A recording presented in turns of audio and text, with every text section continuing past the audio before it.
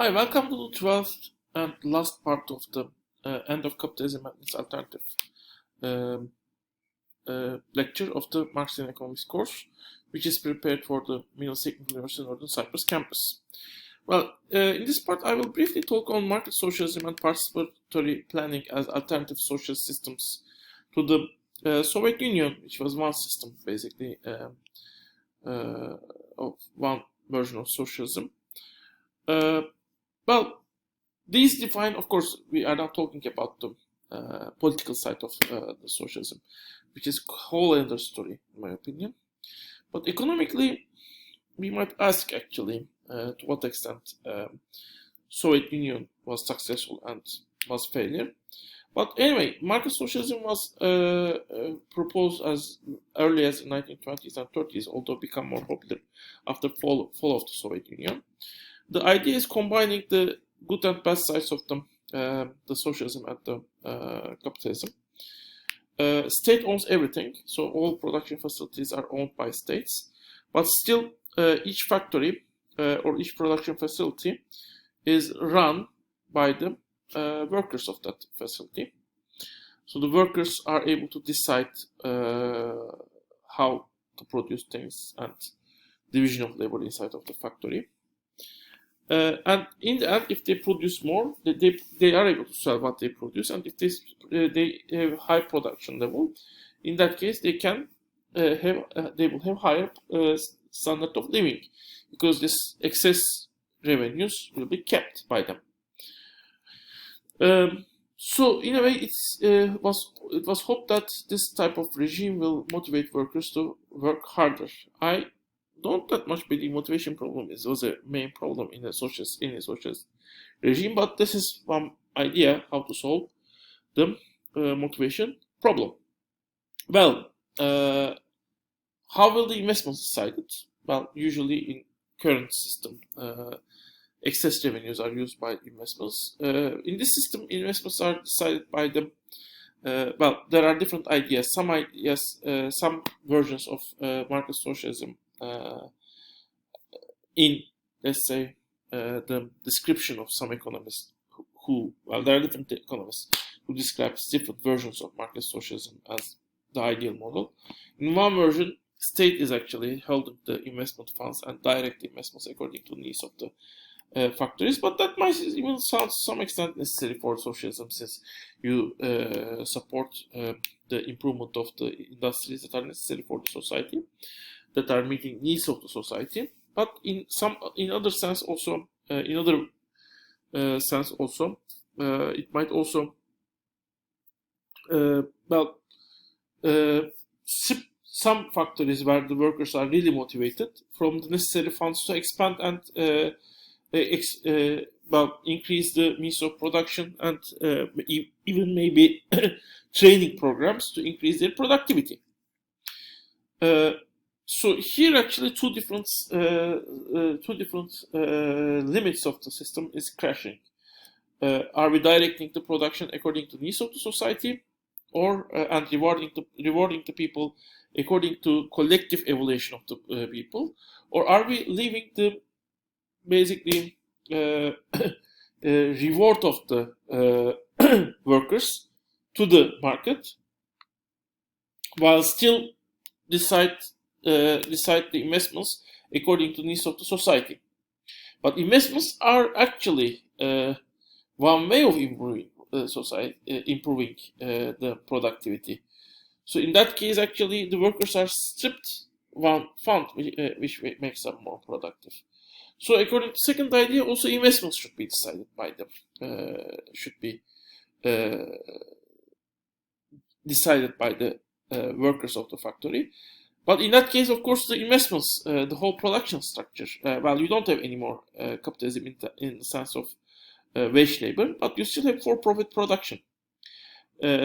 Only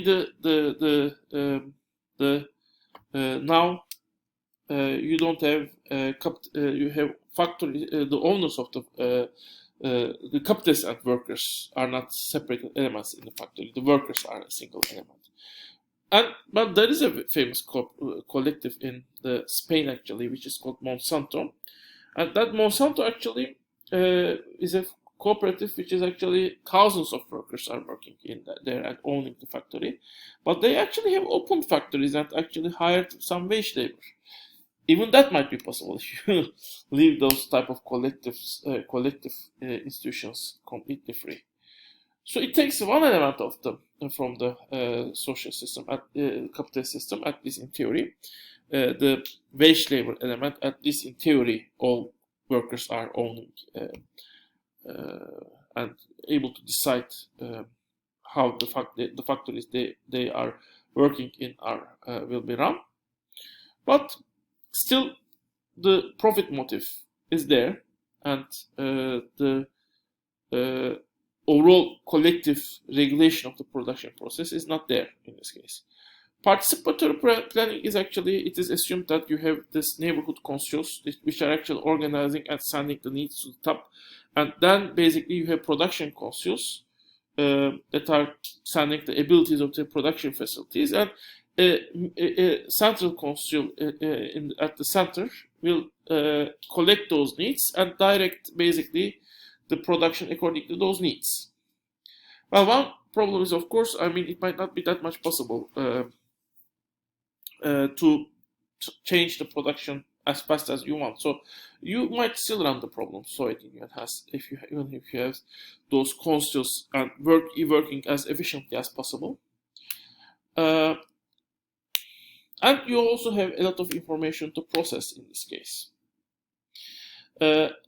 So having sufficient system and sufficient expertise to process this information might be difficult, especially this system is a large system containing many neighborhood consoles and the central, you might even intermediary consoles and production consoles. I mean factory consoles. So you can read on these two options, but you might also think, well, there should not be necessarily one single system, and there could be some. I mean, social system should not have any fixed structure. You might also have some certain things that are met by them, maybe at local level or at national level in current sense, or regional level, basically. And you might also have some non-profit organizations like today's NGOs or clubs or foundations, volunteer work, which might be organized by a larger international organization, which we might say name as state, international state, global level, or regional organizations. You might still have, in certain areas, market itself might be running, although it might, of course, the overall structure of economic system might be organized, and basically the society may make sure that it is run according to the needs of the society. And you might have even some full state enterprises. So there could be some mixture of different options. You should not have one single receipt for socialist system. And certainly certain options can be taken off, certain options can be added, and even some options that we never have thought of can be added. For example, platforms like YouTube can be can organize arts in, at least to some extent, it can organize the artistic production. Maybe it can even help building some groups that are producing artwork, which don't have any kind of, which are just be organized by a platform, not an institution that gives specific people specific roles, for example, or state, or a corporation, basically. So there are different and, in my opinion, unlimited options for a social system. And what the system will look like, and whether the system will be ever founded or not, is something that will be decided by the people who built the system, but also, to some extent, the people who might think about the system, evaluate the system, especially whether we will have a social system or not. So I believe all options, including continuation of the capitalist system, including a hybrid system, including a social system, should be on the table. And in the end, the people who will decide are you, everyone. my students, certainly. But if you are watching this from another country, another place, everyone is everyone includes in the world are included to the people who will decide whether or not we should have social system. And I certainly believe in the potential of social system very much.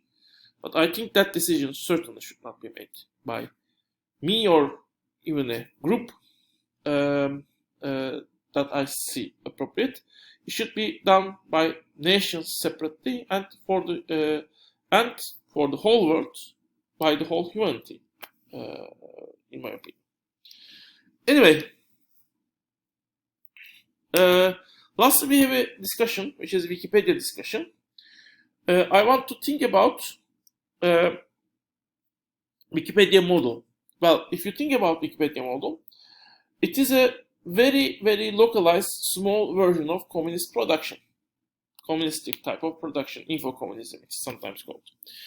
Everyone contributes to the Wikipedia as much as they want. Let's say, you can say can, but we can also use want. There is nothing that enforces them to produce more than what they want. Everyone can get as much information as they want from Wikipedia also. So they can get what they want from, as much as they want from Wikipedia. They can consume as much as they want. So it's an interesting case of communist type of production. So now the questions become, how is it functioning, and can this type of production exist for other production spheres? So what do you think, what motivates the Wikipedia writers? To what extent do you think Wikipedia is a limited model? To what extent production model can be applied to other areas of the economy? And there are some videos you can start with. Anyway, so this was the lecture, and this is the last lecture of the course. So this was also the Marxism economics course. I hope you enjoyed the course. This is my my favorite course, certainly. And thank you for the people who shared this course for me. I am, if you want to tell anything to me to make this course better, I am fully welcoming this. If you want to discuss with me the topics of this course, and even work with me for writing papers contributing to the knowledge of Marxist economics, I would also be very happy to do that. Whether you are my student or not, even. Well, as a last thing, I wish you much, to my students, success, luck, and happiness in the rest of their educational life. And if you are graduating immediately, if you will graduate, when you graduate, in your professional life, and also much luck in them finals. As the last thing, let me also say, in these days of corona disease, I hope all of you will stay healthy. So, see you.